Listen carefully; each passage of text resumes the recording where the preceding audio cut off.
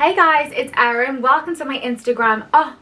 Welcome to my YouTube channel. Let me start from there.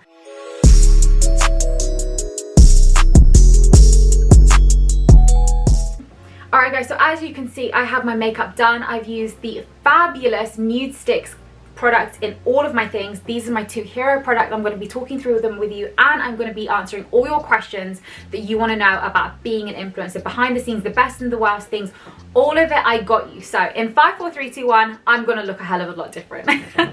Boom. Okay, I know I look a little bit crazy, but it's fine. I'm going to get ready with you guys, and then I have a bunch of questions to answer all about my influencer journey, my advice, the best and the worst things, catfishing, all of that. And if you guys ever want to be involved with my future YouTube videos, just feel free to follow me on Instagram. All the time I'm asking questions like, guys, give me things to talk about. So thank you to everyone who submitted a question. I hope I've answered yours here. So just so you guys are aware, NudeFix is sponsoring this video, and we're going to be beginning with the foundation. And I don't know, for those of you who are like my OG followers, I think maybe like a year and a half ago, I received a bunch of their products, and I did like a whole Instagram story reviewing their stuff. And I have to say, their shades are bang on. Like, I kind of struggle because I don't really have very warm undertones, and a lot of Asian girls have warm undertones, so I find that the foundation kind of skews a bit too warm for me, but this really hits bang on with that neutral undertone. This is shade 5, and I'm just gonna, I think, just jump right in. What I like to do with my foundation is squeeze it onto the back of my hand, like 2 to 3 pumps. And then I just get any beauty blender, and can I be honest with you guys, I don't know what's wrong with me. Everyone comes for me, but I always use my beauty blender dry. I don't know what's wrong with me. I think it works better. I'm just gonna leave that out there into the universe. If you guys disagree with me, let me know why in the comments below, because this really works for me. So I'm gonna start, and because it's a very like lightweight buildable foundation, I like to start by just applying it with the sponge, just kind of roughly to my face. It's also vegan, which is super important for me. Obviously, I'm not vegan, but I am vegetarian, and all of the Erim products as well are vegan. And then yeah, I just like to evenly distribute it all over my face. You guys can see that this is such a good shade match. It's also super cheap, guys. It's £24. It's available from Cult Beauty, Beauty Bay, Selfridges. You can get it really anywhere. I have my trusted headband. I have been using this headband, I think since I was 20 years old. I'm now 25, so I've been using this for 5 years. It's so good. I just think it's such a cute way to keep your hair out of your face. Once my foundation is all laid really nicely onto my face, I move on to the most important step, which is concealer. I've fallen in love with this concealer, and trust me when I tell you guys, it's also shade Nude 5. So I'm just going to start applying that whilst we go through the first question, which is going to be, one of the main things that you guys have asked me on my Instagram is, what is the best and the worst thing about being an influencer? So I think I'll start with the worst. The worst is probably just kind of like the time management of things. Like, I get really overwhelmed because obviously you guys know I have my own business, and trying to juggle my time with like shooting content as well as you know, finding time to respond to emails and like negotiating and reading through contracts. And obviously I do have management, which helped me a lot, but there's a lot of me that gets involved with these types of things. So firstly, I have to say, I really like the applicator of this. Let me show you guys up close. It's kind of like a flat, thin applicator, so you have an even distribution of product on either side, which I really like, because you can do one side with one side and then the other side with the other one, and you know you're getting the exact amount of product on both sides. So let me go in, and I use the same sponge for my beauty blender, and this is also super buildable, and it has a really nice kind of like fresh color, I would say. Like, it's quite a brightening under eye color. I genuinely love this. Blend. It's super easy to blend as well. You guys can see. I'm just going to move a bit closer. Sis is using a new camera, and Sis has still not worked out how to zoom whilst filming, but we'll just move closer. Now, the good thing about this concealer, and you guys know I'm really into my skincare, so this concealer is actually designed to treat and soothe your skin. So it's not going to be one of those horrible concealers that kind of sit in your pores and make everything really bad for you. Like, it's designed to be good to your skin in mind, which is super important. So I would say probably the best thing about being an influencer is, I think, just having you guys. Like, I'm not going to be deep in the first like 2 minutes of my video, but honestly, there has been so many points in my life where I'm just like, damn, like if I didn't have those people, if I didn't have you guys in my corner, even just saying random nice things to me throughout the day, like I could not have gotten through certain things. Like it's just been so rough sometimes, just in general life, you know, as it is, as you're just kind of working your way through things. So I would say, yeah, the best thing is just having you guys, and having you guys to such an extent where I'm able to talk to you every day. And actually, that was one of the questions. So someone asked me, how do you respond to your DMs every day? And I know I'm that girl, like I really try and respond to all the girls that message me, just because like I remember, because I'm 25 now, so I didn't really grow up with influencers, but I know that if I did, baby Erim would be looking at all of these influencers like, oh my god, please respond to me, like I have a question. And I know how much it would have meant to me to be able to speak to someone that I looked up to, or just someone that I really followed very closely. It's really easy to kind of like get swept along with someone's journey, and you're just like, oh my god, what are they up to? So if I was to message someone, I would have been really happy with a response. And that's kind of like the mentality I have with you guys, because like I said, like anything good that you give me, anything good that I give you, you give me tenfold. So the least I can do is respond, because it makes me so happy. So as you guys can see, that is settling into my skin really. Look at this, zoom in, who am I? Really, touch wood guys, I'm gonna say it, flawlessly. So what I'm going to do is quickly set my foundation, and I will be right back. Okay, so we're all nice and set. I love this color, I love this finish. I've used it before, as you guys know, and I just really recommend it. It's so lightweight, buildable, the best. Okay, so next question I got was, do you ever feel pressure to post daily? And I have been posting daily, I think honestly, for like 3 years now. And it's not necessarily like a pressure that I feel, it's more so like, and I've said this actually in other kind of like videos and interviews and stuff, but if the only thing that someone has that's kind of like consistent in their life is me posting every day, then that's what I'm gonna do, you know? I wanna make sure I'm showing up, and if there's just kind of like one little moment of positivity or peace in your timeline, then I want to be that one. But sometimes I do kind of feel a bit like, you know what, I just feel a little bit withdrawn. I feel a little bit like I don't really want to put myself out there online, and I don't post. I used to be really strict with it, but kind of this year I just realized, like, you know what, Erin, like you're allowed to have a day off. So I've just kind of chilled out with that now. Next question is, how did you build confidence on screen? Now that is something that I think is such an ironic question, because my first ever Sister Sunday video, shout out to the people who remember my Sister Sunday videos, what a throwback, was all about confidence. And I remember like I thought about doing this video for so long. I was like, oh my god, like will anyone care if I do this Sister Sunday? Will anyone want to know about my thoughts on confidence? And then you know what, and I know this is really unlike me, but I put on a red lip and I just turned the camera on, and I was like, you know what, it might help one person. So if 50 people think I'm silly, if 50 people think that like, oh, Erim's being, I don't know, like attention seeking, or no one asks why are you speaking, then I would definitely just think you're benefiting one person. So just be confident for that one person. And because I just think I've built up such a strong relationship with you guys over the time, like it doesn't feel like I'm speaking to strangers. Like I know there's a lot of people who are watching this who are strangers, but it doesn't feel like I'm speaking to strangers. So I would just think about the people that you're benefiting and do it for them, because I think that that channels just some kind of inner confidence. Okay, so the next question is, how long did it take for you to leave your real job? And I remember, so I was working full time, and I remember saying to my dad, when I hit 50k, that's it, game changer. I'm not gonna have to work at my company anymore. Okay, I didn't realize this was so pigmented. We're gonna blend and see what happens. This is a nice color though. Okay, no, it's looking okay. It's looking okay. Yeah, so I left my full-time job, I think after I hit 100k, you know guys, like it was a minute. And even then, like that wasn't something that I could have just lived off. Obviously I'm very lucky in the sense that like I live at home, so those type of usual expenditures, like with regards to rent and like bills and stuff, like I don't have to pay.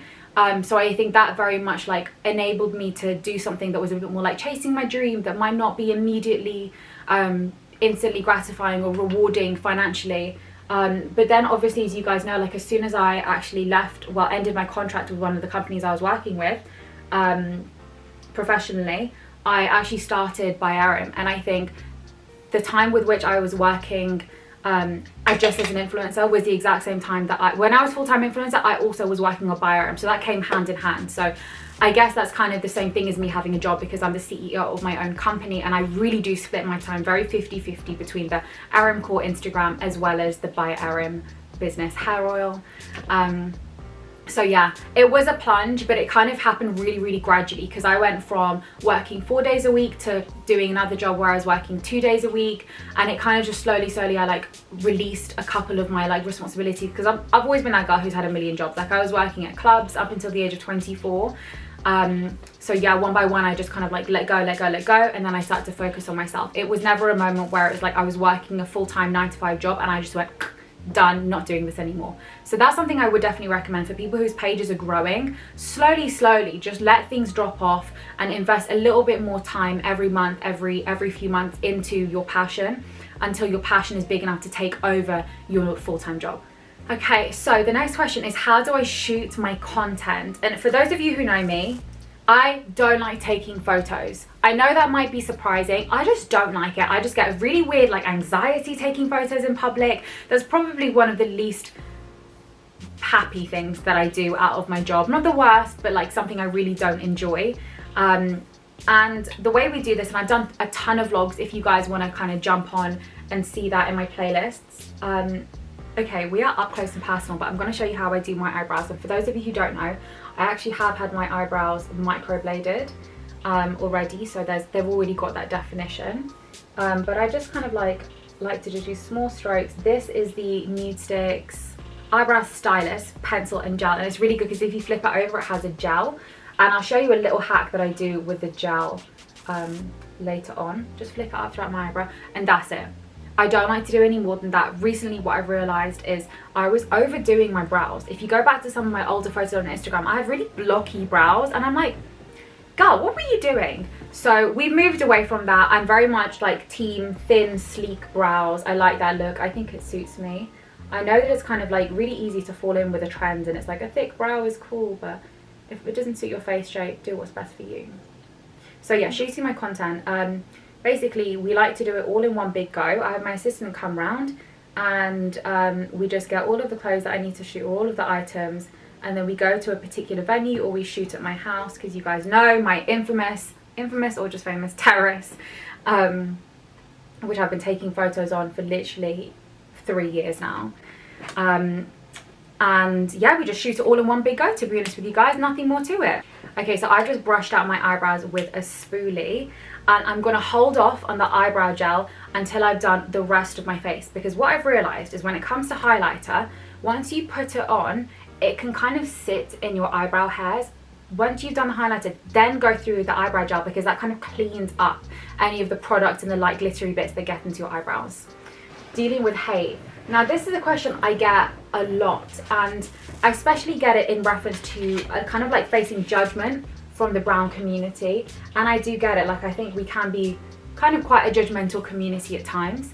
And for me, like, I have a very like modern family, so I'm very blessed in the sense that I'm not necessarily getting backlash from my family. I also have a very small family. I'm quite mindful about what I'm posting and keeping a lot of stuff private. So with regards to judgment from the brown community, I don't really think I get it super badly, but I understand how some people do, because it is a difficult place to be in sometimes. I think certain platforms lend themselves to more judgment. I think Instagram for me is quite a safe space, but then sometimes on TikTok, like, I just get the weirdest comments, and I'm just like, where did that come from? So for me, when I get hate, and obviously it's inevitable, like the bigger you get, the more hate that you get, and that's completely fine. Like, I'm not here to be liked by everyone, and I don't expect to be liked by everyone. What I just tend to do is just restrict that person, hide my story, remove them as a follower, and just move on. Sometimes I don't like to block, because I think it kind of draws attention to the fact that like I've acknowledged and seen their hate. And then what I also like to do is, if it's coming up in my comments, I will also go and block that word from my comments, which is something I recommend you guys really getting on the hype with. I think that's a really helpful tool that Instagram has to kind of protect its creators. And then for me, you know, sometimes like I have a bit of a moment, call someone up, vent it out, and then I just feel a bit better, like I move on. For me, what I really do believe is, if that person doesn't even have the time to look after themselves and their own well-being, and if they want to put that type of energy out there into the world, it's not my responsibility to put that energy back out, and it's not my responsibility to reciprocate in any type of way. Like, I would rather just move on because they don't even have the time to invest into themselves. So why should I invest into them? Okay, so we're all zoomed out again, guys. Sorry if I scared you by being so close. Now I'm going to go in with my eyebrow gel and just honestly, guys, really just lightly with one side, that side, other side of the spoolie onto the other side of the brow, and that's literally it. I feel like it really helps to clean out any of the kind of loose product that's fallen out. Okay, so one of the questions I got was, have you ever been stopped in public? And the answer is yes. It happens, I would say, if I'm out, like if I'm out every day of the week, it will happen like once a day. And I'm really, really cool with it. Like sometimes it feels a little bit awkward when I see you guys kind of like, if I'm at Primark and then you guys are at Primark and you're looking at me and like I'm looking at you and we've acknowledged each other and kind of like you're not coming over, and I just feel a bit like, oh my god, well I don't want to be that guy who's like, oh hi, like do you follow me? Like obviously not, because what if you don't? So I'm just kind of like, hello. And I'm just like, please come over and say hi because it's awkward. And a lot of the time you guys do, but sometimes like I'm not a very observant person, I have to be honest with you guys. My friend is literally shaking her head on the floor right now. Like I'm very much like in my own little bubble, like I zone out. And sometimes like I'll be with people and they'll be like, Erim, those people are staring at you. Oh my god, Erim, I think those people follow you. And I'm like, huh? Where? What? When? So if I ever kind of like don't see you, it's literally because I'm like making 100 to-do lists in my head and I haven't even acknowledged anyone around me. Probably forgotten where I am at that point, to be honest with you. Like sis is in another country sometimes, in another universe. But no, I really, really like it. Like I really like it when you guys like come say hi, especially when it's girls. Sometimes when it's guys, I think we all gotta have like some level of self-awareness. Like if I'm on my own and there's like a bunch of guys, I would prefer if you guys just kind of had that knowledge to just be like, you know what, we know her, she doesn't know us. It might be a little bit intimidating for us to come over to her. So that would be, I think, a bit more of a respectful way to go about things. But to be fair, like you guys are all so cool, and I think you guys, especially the guys, are all very kind of like woke and aware. Like that's probably gonna freak Erim out for me to come over. So if you guys can kind of just like keep at arm's length, I think that would be fantastic. But at the same time, like I'm just so grateful for you guys supporting me. And I'm so lucky like when I'm out that you guys recognize me, because sometimes I'm like, oh my god, like what if I don't look like my Instagram pictures? And then you guys always come up to me and you're like, oh my god, Erim, you look exactly the same. And I'm like, thank god. But sometimes I do be a bit shy, guys. Like when I'm talking to you guys one-on-one on camera, like I'm really, really comfortable because you guys are my family. But then when I'm in public, I'm like quite an introverted, shy person. So there was some incidences where people asked for photos and I was like, I don't want to. Like I just get all shy and in my head. So but you guys are really chill with that. And yeah, I actually love seeing you guys, and it happens a lot. And it's always really funny because like if I walk into a shop or like a restaurant and the person at the front is like, and they'll like hit their friend like, that's that Instagram girl. I'm like, I can see you. But you guys are always really nice, so yeah, I enjoy it. Okay, so next question I got a lot was, who runs your account? And guys, I have to be honest with you, I am very much a possessive control freak when it comes to my Instagram. Like I do not let anyone have my password, nothing. Like it's all me. It's all me. Every single comment that gets responded back to, every single DM, every single post, every single story, like that's all me. Not a single person is logged into my Instagram. Not a single person will ever be logged into my Instagram. So yeah, it's on me, guys. How do I handle catfish accounts? So this is something that's been happening from the dawn of time, and I have to be honest with you guys, the bigger I got on Instagram, I think the fewer and fewer catfish accounts that I got. When I was a lot smaller, I would get more catfish accounts because I think I was like less bait. Like people would be like, oh, it's just a random Asian girl, like we've never seen her before, this is feasible that I could really be talking to this girl. But at this point I get a lot less because I think people can recognize me a bit more and they'll be like, well obviously that's not Erim. But I think it's kind of frustrating when it happens because once, you know what guys, I think this is before I even have Instagram, I'll give you a little story time. I had Twitter, and I don't know if I've told you guys the story before, I might have, but this one guy once DM'd me and he was like, Erim, like I don't know if this is you that I'm speaking to, here's the account, she's saying to me that she is happy to spend some time with me if I give her my Netflix password. And I was just like, yeah, that ain't me. Sis has her own Netflix, thank you very much. And for me it was just kind of scary because that's honestly guys back before I had Instagram, and I was like not used to people kind of like catfishing me. Like it was very weird that this was done on Twitter because that's what I had first. And I remember just being like, oh my god, like what if I was on the street with my dad and someone came up to me and was like, you're that girl that told me that we were gonna meet if I gave you my Netflix password. Like obviously my dad would get it and he wouldn't be pissed off at me, like he'd be like, oh my god, what a weirdo. But like that's an embarrassing situation for me, and that's a dangerous situation for me, because a lot of these times, like when there's a catfish account that's using it to speak to guys or to speak to girls, like those people can be quite naive and might believe that they're genuinely speaking to a girl who looks like me or a girl who is me. And that puts me in an unsafe position. So I think to those of you who do own catfish accounts, like I think just be a little bit more mindful about the person whose photos you're using, because that's a real human being behind that photo at the end of the day. So switching gears a little bit, the question is, how do you stay in your niche? Now this is something that like I think has been quite a subconscious effort for me. So I really like, I don't follow that many people in my kind of like niche, whatever it is, whether it's fashion or being like a brown girl, that type of things. Like I definitely follow and I support my girls, but I really stick to my own lane. Like I know my path and I try and create content that's best for my followers. So I don't think, oh that girl's done this, I'm gonna copy this, or that girl started doing this kind of like program or whatever, or this business, like I'm gonna copy that. No, like I'm just like, I'm posting for you guys and I'm posting for myself. Like there's no one else that I'm posting for, and that's all that really comes down to. Like just serve your audience. You don't need to serve anyone else, because everyone else that you're copying is serving their own audience. You don't have the same audiences, so share and create content and provide value to your own existing audience. I think the next question was going to be how to grow your following. I can't believe I haven't even addressed that yet. So essentially what I did, and I very much kind of stumbled into this whole world of Instagram, like I didn't really expect it at all. I posted the story before, you guys can check out like how I started and grew my Instagram account. I posted it like a couple of months ago, so I'm not going to bore you with the same story, but essentially I really didn't expect to ever have followers, especially not, you know, the extent to which I'm at right now, which is crazy. But it's just never been like necessarily a conscious effort. And I think what happens is when you stick to your own lane and when you build on the audience you have instead of seeking new followers, that's when it's good. So if you serve your existing audience and create them like loyalty and engagement and focus on them instead of like looking for new ways to get new followers all the time, like just build on what you already have instead of focusing on getting new followers, I think is my main tip. Focus on posting regularly. I've given all these tips in my previous video.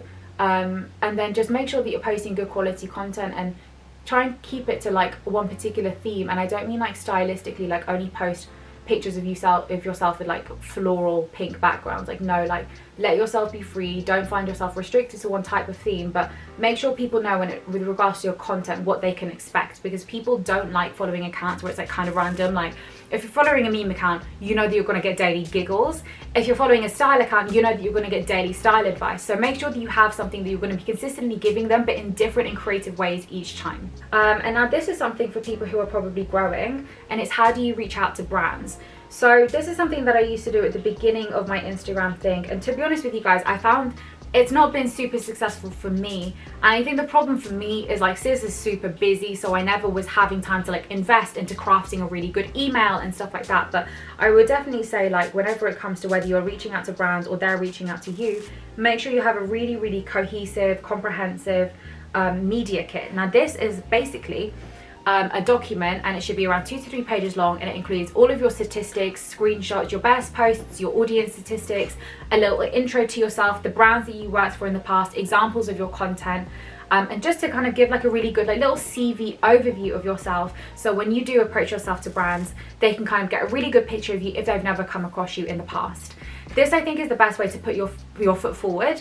And then in your email, make sure you cater whatever the company is. So for instance, if you were to approach a hair company, you want to make sure that you're speaking about hair and maybe the hair collaborations you've done in the past, or the ways in which you stand out for their hair company. Maybe you have a different type of hair to what you're seeing on their page. Maybe you have a different story to, you know, lend itself to their current campaigns or their current product options. So yeah, just really cater your email and make sure you have a good solid media kit.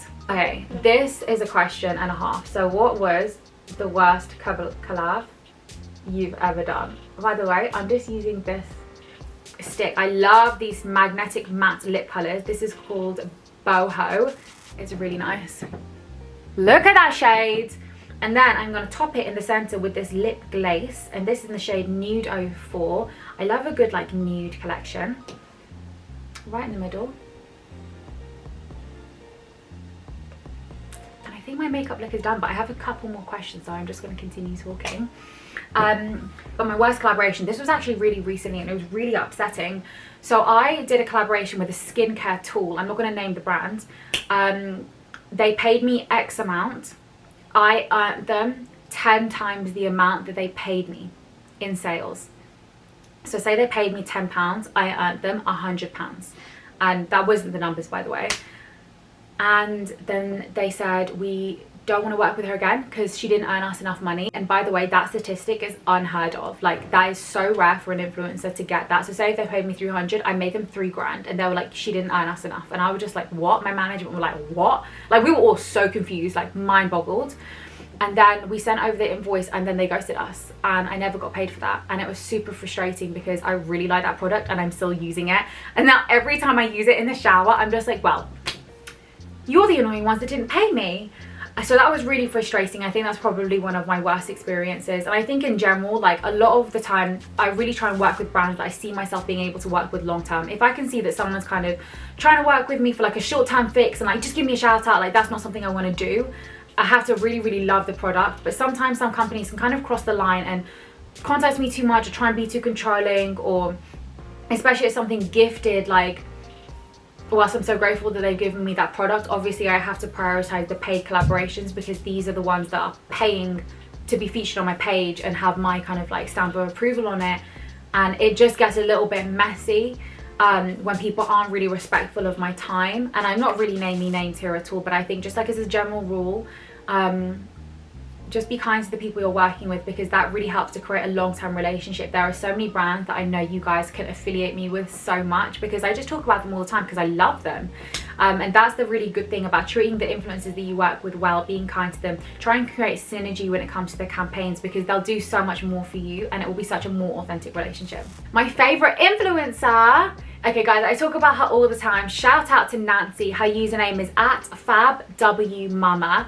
She's amazing. Like, she's very, I think she's like 42 years old and she's just the best. She lives in LA. Her family are all influencers. Like, I'm just obsessed with her. She's like my little mummy on Instagram, and you know that means so much to me. And she's just one of those people that just knows her niche. You know, she's posting for kind of like older women. She posts tips about cleaning and like styling and making your own clothes and all of these types of things. And I'm just like, oh my god, these are things that I wish I knew when I was growing up. So she's a perfect example of having your niche and creating different iterations of it so the audience don't get bored. Let's end with my goals. So my goals when it comes to social media, like, obviously you guys know I'm really close to hitting 200k. I'm literally so gassed. I don't know what I'm gonna do for it. Like, I always get like hit these massive landmarks and then I'm like, oh my god, and then the day after I'm like, oh well, I'm only at the start of the 200s. Like, I need to be mid 200s, then I'll be happy, then I'll be settled. And it is kind of like you're chasing nothing. So I'm kind of at this point, like, followers are one thing that's really, really cool, but for me, obviously you guys know I have my own brand by Erim, and that's what I really, really focus my time with. And I think for my Instagram, I just want to work with more brands that are kind of like more well known, like more retail high street brands. I think I would love to do so. Just because like I grew up on the high street and like seeing all of these brands, and it would just be so cool because now when I'm like walking through Westfields or anything, I'm like, I work with that brand, I work with that brand, I work with that brand, and I feel so cool. So working with more well-known brands I think would be amazing. And then yeah, just in general, just like getting closer to you guys. Like, I love you guys. Like, you are my collective best friend, you're my collective sister, my brother. Sorry to brother zone a couple of you guys. So yeah, just getting closer to you guys and learning a lot more about you and just finding ways that I can create content and stuff that like helps you guys, because I don't know your struggles until you tell me. You don't know my struggles until I tell you. So we can always find a way to help each other. All right guys, this is the finished look. Let me take off these bunny ears. As you guys can see, the makeup has settled so nicely into my skin. It is the perfect color. You guys can see on my neck. Nude Sticks, honestly, they got something right when it came to their concealer. I can tell you that for a fact. So shout out to Nude Sticks. Shout out to you guys who helped ask me all these questions. I hope this helps. If you want more get ready with me Q&A style videos, I'll be more than happy to do those. You know, sis loves a good talk, a good natter. So I love you guys so much. Have a lovely rest of your day. Just remember, you are worthy of good things. You are capable of good things. You are beautiful inside out, and you are so loved. You're so loved by me, I can't even tell you. So hit, shoulder just clicked. I really hope the cameras didn't hear that because that sounded humongous. That was my shoulder. That was my shoulder. Okay, anyways, back to what I was saying. Here's a virtual hug from me to you. Mwah! I love you guys truly so much. Peace out.